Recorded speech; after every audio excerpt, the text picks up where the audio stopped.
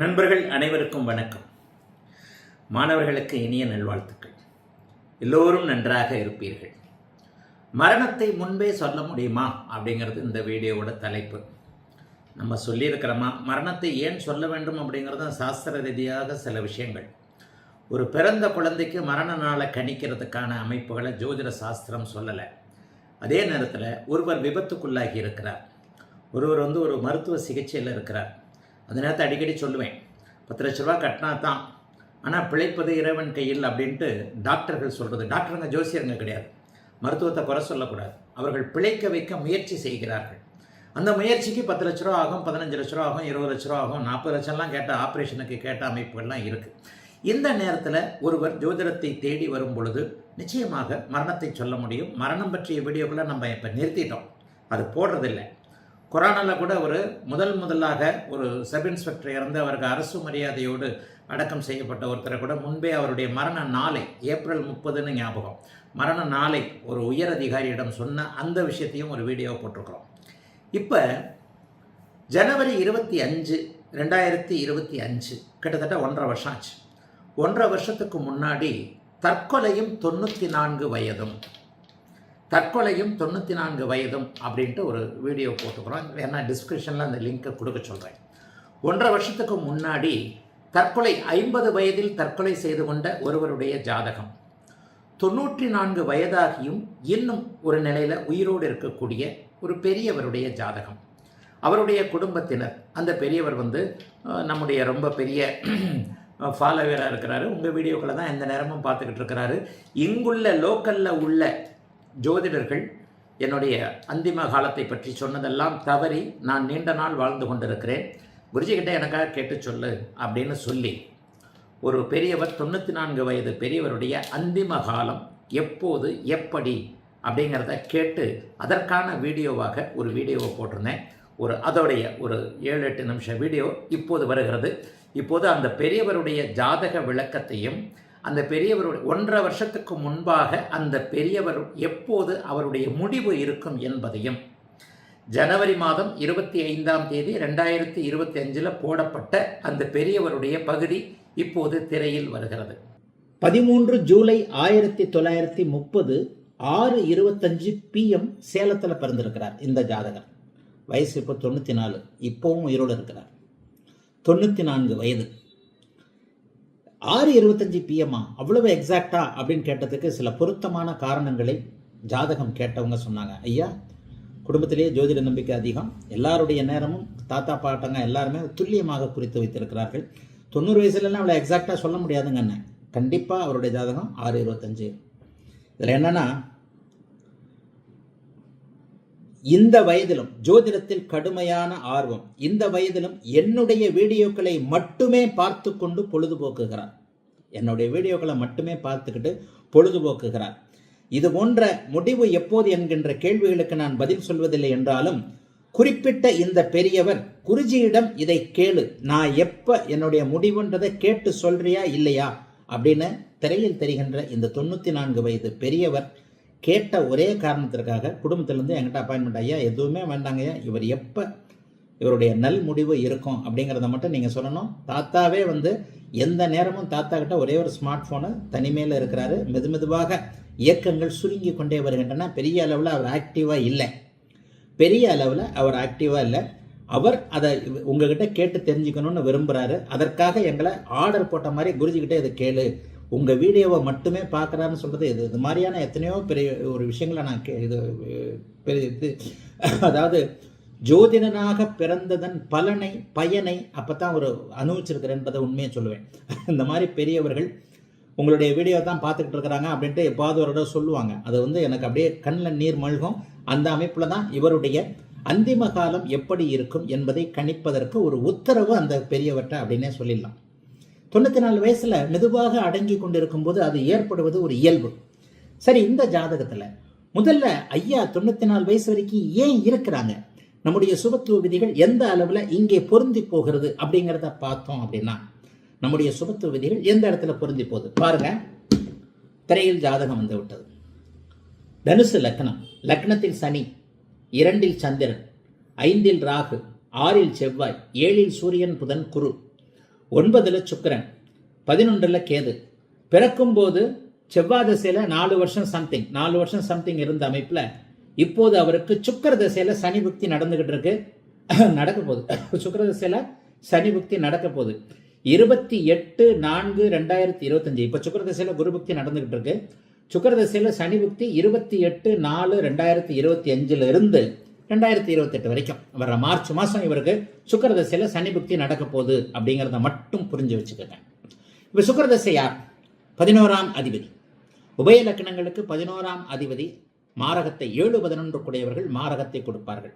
சரி, சுக்கிர திசையில் சனி ஆர் பொதுவான மாரகாதிபதி 2 குடையவன். அப்ப எப்போ 2, 7, 11 போன்ற முக்கூட்டு அமைப்புகள் நெருங்குகிறதோ அப்போது ஒருவருடைய மரணம் கண்டிப்பாக இருக்கும். சரி, இவருக்கு 94 வயசு வரைக்கும் ஏங்க?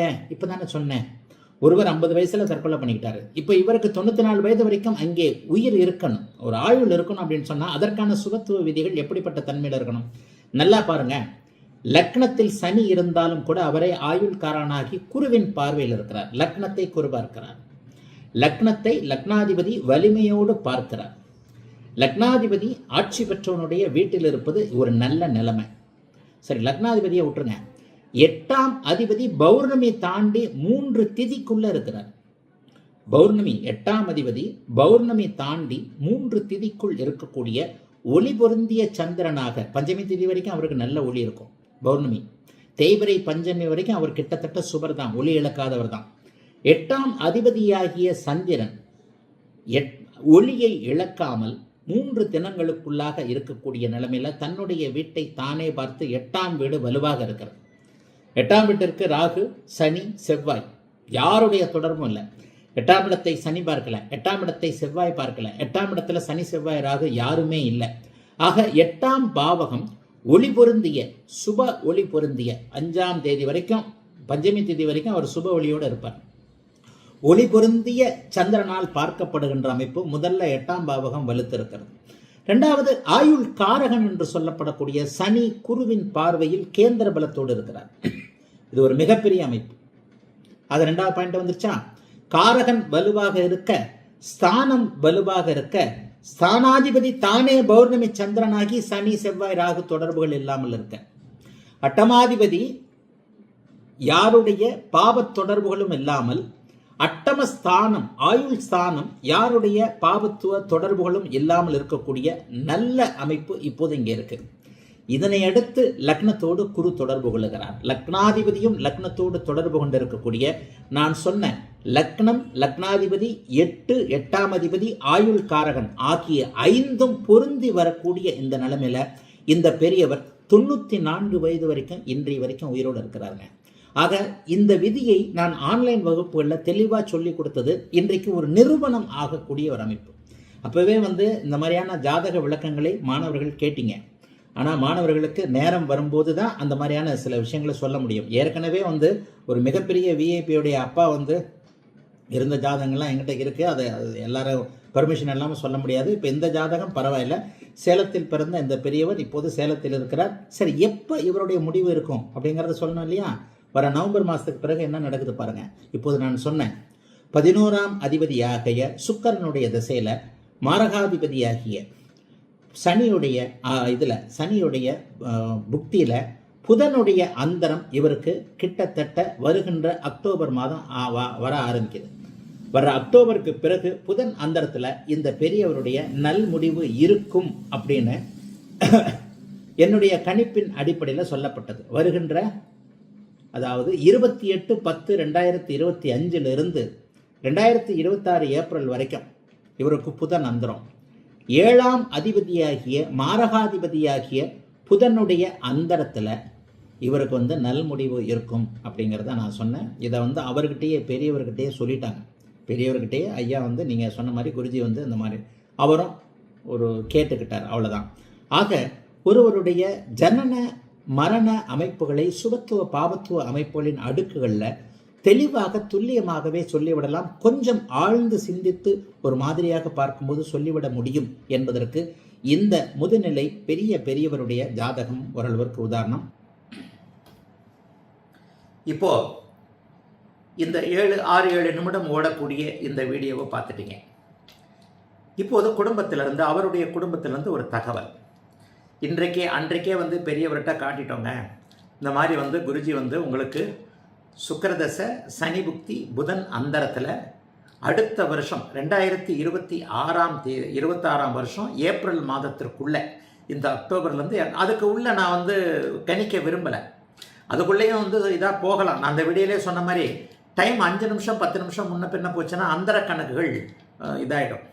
இந்த பெரியவர் சென்ற மார்ச் 19 இறந்துட்டார். நம்முடைய இந்த கணிப்பின் அடிப்படையில் அதையும் இப்போ தான் குடும்பத்தார் இன்ஃபார்ம் பண்ணுறாங்க. மார்ச் 19 உங்களை ட்ரை பண்ணுறோங்க நாங்கள் சொல்லி 20 அவர் இறந்துட்டார்னு உங்களுக்கு சொல்ல முடியும்னா உங்களை பிடிக்க முடியல, ஆஃபீஸ்லேயும் கொடுக்க மாட்டேன்றாங்க, உங்கள்கிட்ட எந்த விதத்திலும் தகவல் சொல்ல முடியல. நான் ஒரு மெயில் போட்டிருந்தா கூட என்னுடைய கவனத்துக்கு வந்திருக்கும், ஒரு SMS போட்டிருந்தா கூட என்னுடைய கவனத்துக்கு வந்திருக்கும். ஆனால் நீங்கள் என்கிட்ட பேசணும்னு சொல்லியிருப்பீங்க. பேசணும்னா அலோவ் பண்ண மாட்டாங்க. அதுக்கு பதிலாக அவரை வாட்ஸ்அப்பில் போட்டிருந்தா கூட ஒரு மெசேஜ் எனக்கு வந்திருக்குங்கன்னு. மார்ச் 19 இந்த பெரியவர் நல் முடிவு அடைந்து விட்டார்கள். இதில் 1.5 வருஷத்துக்கு முன்னாடி இந்த வீடியோவில் 2 அல்லது 3 மாணவர்கள் இதை அக்செப்ட் பண்ணி போட்டிருக்கிறீங்க. அதில் ஒரு மாணவர், ஐயா மீனத்தில் 2026 6 கிரகங்கள் கூடும்போது இந்த மனிதர் இந்த பெரியவருடைய முடிவுகள் இருக்கும் அப்படின்னு கூட போட்டிருக்கிறார். ஒரு 2-3 இந்த கடந்த 1.5 வருடங்களுக்கு முன்பு வெளியான இந்த தற்கொலையும் 94 வயதும் என்கின்ற வீடியோவில் கீழேயே மாணவர்களும் கமெண்ட்டை கொடுத்துருக்குறீங்க. அவங்களும் சரியாக தான் கமெண்ட்டை கொடுத்துருக்குறீங்க. ஆக அவருடைய இதில், ஏன்னா இந்த பர்மிஷன் வாங்கி தான் நான் போட்டேன். அவருடைய 2வது மகனோ மூத்த மகனோ கேட்டார். அவருடைய 2வது மகனுடைய ஜாதகத்திலையும் குருதசை, சனி புக்தி, புதன் அந்தரம் அப்படிங்கிற ஒரு அமைப்பு அதில் கணித்தேன். அதில் கணிச்சிட்டு உங்களுடைய அப்பாவுடைய அமைப்பு சுக்கிரன் மற்றும் சனி மாரகாதிபதி. ஆக புதன் 2-7 தொடர்புகள் வரணும். இந்த அந்தரத்தில் அக்டோபர் மாதத்திற்கு பிறகு நான் எப்போவுமே கொஞ்சம் ஒரு இதாகத்தான் பதில் சொல்லுவேன். எல்லாரும் ஜோசியர் கடவுள் அல்ல.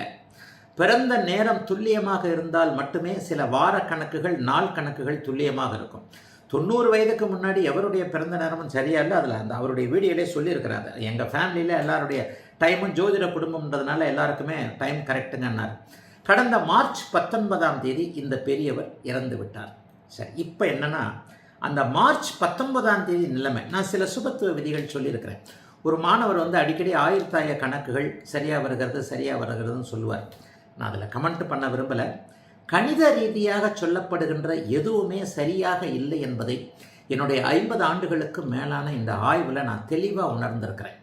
அஷ்டவர்க்க கணக்குகளாக இருக்கட்டும், ஆயுர்தாய கணக்குகளாக இருக்கட்டும். அதிலே ஒருத்தர் கேட்டிருந்தார், ஐயா தசாபுக்தி அமைப்புகள் கூட உங்களுக்கு கணித ரீதியிலானவை அப்படித்தானே அப்படின்னு கேட்டார்.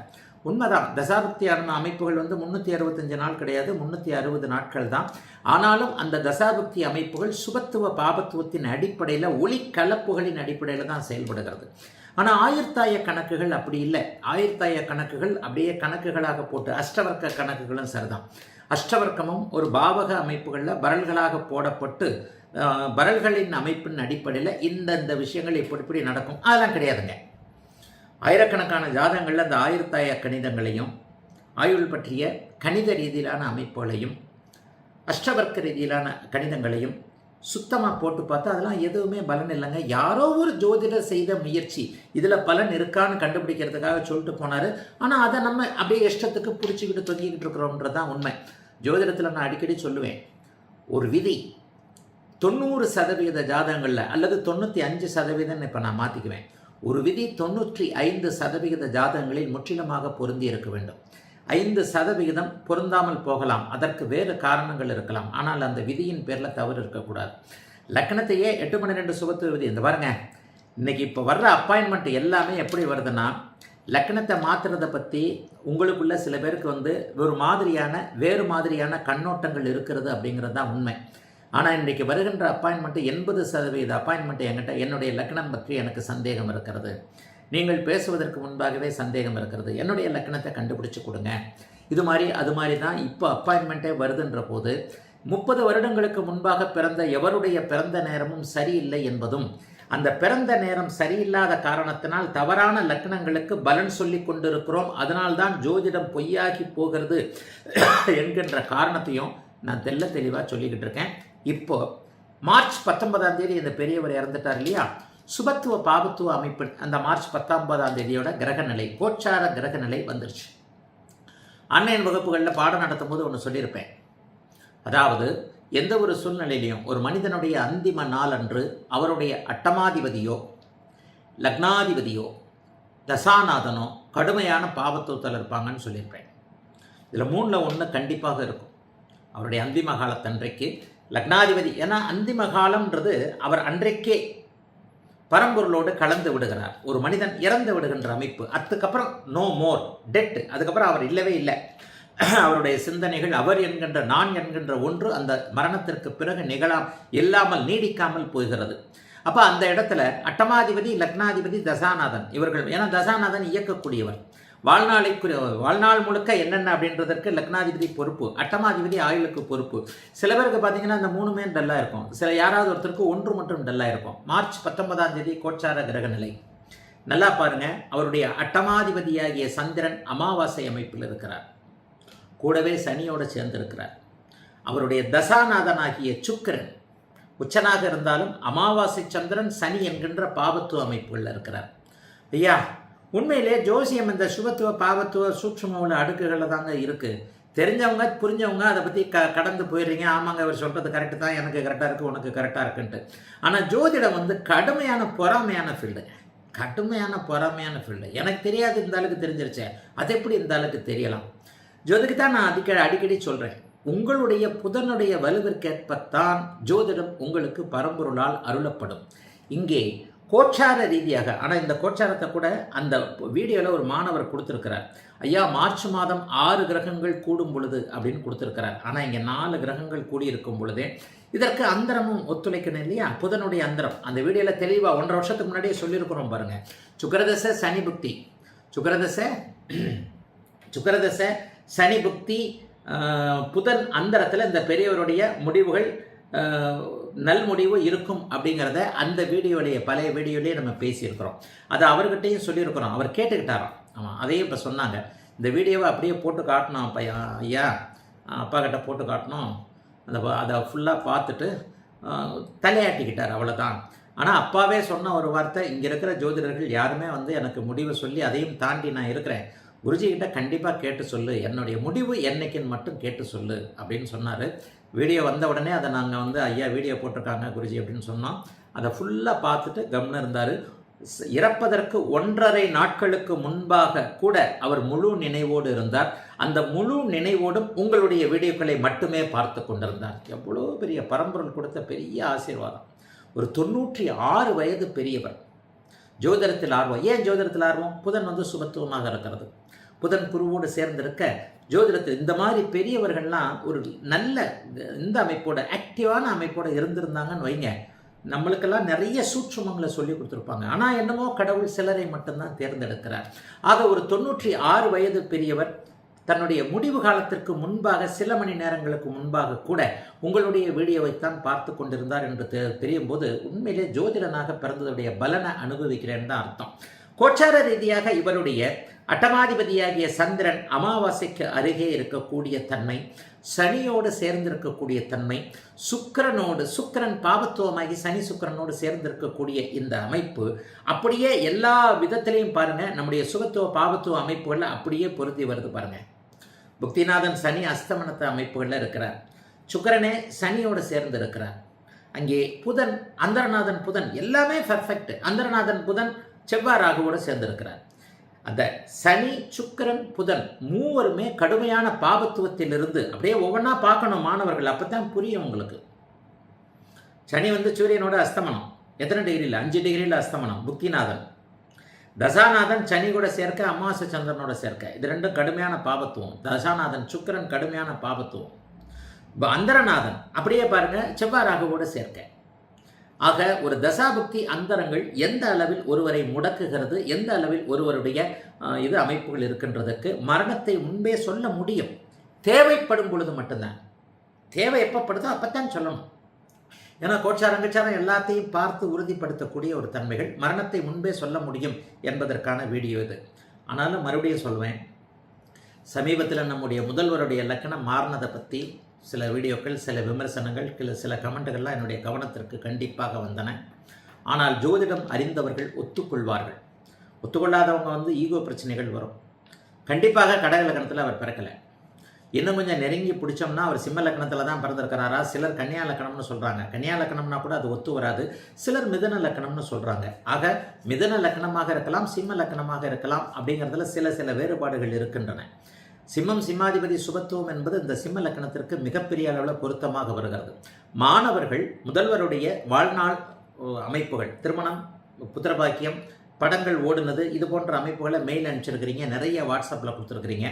நேரம் இருக்கும் பொழுது முதல்வருடைய வாழ்க்கை சம்பவங்களை பொருத்தி பார்த்து அவருடைய உண்மையான பிறந்த நேரத்தை கூட கண்டுபிடிக்க முடியும் என்பதற்கு மாணவர்களுக்கு ஒரு உறுதி சொல்கிறேன். நிச்சயமாக முதல்வருடைய அமைப்பை சொல்ல முடியும். பலன் முதல்வருடைய அமைப்பில் நம்ம போடும்போது என்னென்னா, அது அவருக்காக போடப்பட்டதில்லை. கரூர் சோகத்தில் ஒரு சென்டிமெண்டலான, ஒரு மாதிரியான தாங்கவியலாத ஒரு சோகத்தை, ஒரு சென்டிமெண்டலாக, ஒரு ஆதங்கத்தோடு ஒரு ஜோதிடன் பதிவு செஞ்ச ஒரு வீடியோ தான் அது. சரி, அதற்கடுத்து வருவோம். அடுத்து ஒரு வீடியோ போடுறேன். பக்கத்து மாநிலத்தில் ஒருவர் முதல்வராக போகிறார். 3 வருடங்களுக்கு முன்பு எலெக்ஷனுக்கு 1 மாதத்துக்கு முன்பாக என்னிடம் ஜாதகம் கேட்கப்பட்டது. இவர் ஜெயிப்பார், இவர் கட்சியும் ஜெயிக்கும். இவர் முதல்வர் ஆவாரா? முதல்வர் ஆக மாட்டார். 2025 நவம்பர் மாதத்திற்கு பிறகே இவருக்கு முதல்வராக கூடிய அமைப்பு வருகிறது. இது என்னுடைய ஃபர்ஸ்ட் ப்ரெடிக்ஷன்.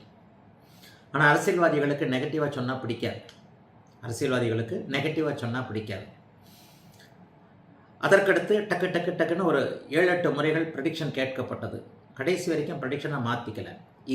இந்த மாநிலத்தில் இருக்கக்கூடிய 50க்கும் மேற்பட்ட ஜோதிடர்கள் இவர்தான் முதல்வர் என்று சொல்கிறார்கள். நீங்கள் மட்டும் ஏன் இப்படி சொல்கிறீங்க? நேரம் சரியாக இருந்தால் நான் சொல்கிற பலன்கள் 1 மாதம் 2 மாதம் முன்ன பின்னாக இருக்கும். கண்டிப்பாக 2026 நவம்பர் வரைக்கும் அமைப்புகள் இல்லைன்னு சொன்னேன். திரும்பி 2026 நவம்பர் இறுதியில் மறுபடியும் ஜாதகம் பார்க்கப்பட்டது. அப்பொழுது ஒரு ரீசனையும் அப்போது ஒரு இதையும் வச்சு சரியாக மே மாதம் 2025 நவம்பர் வரைக்கும் அவர் ஆக மாட்டார்னு சொன்னேன். 2026 அதாவது இந்த மே மாதத்திற்கு பிறகு எந்த நேரத்திலும் அவர் முதல்வர் ஆவார்னு சொன்னேன். இப்போது முதல்வர் ஆக போகிறார். அவருடைய ஜாதகத்தையும் விரிவாக அடுத்த தடவை போடுறேன். வாழ்த்துக்கள். எல்லோரும் நன்றாக இருப்பீர்கள்.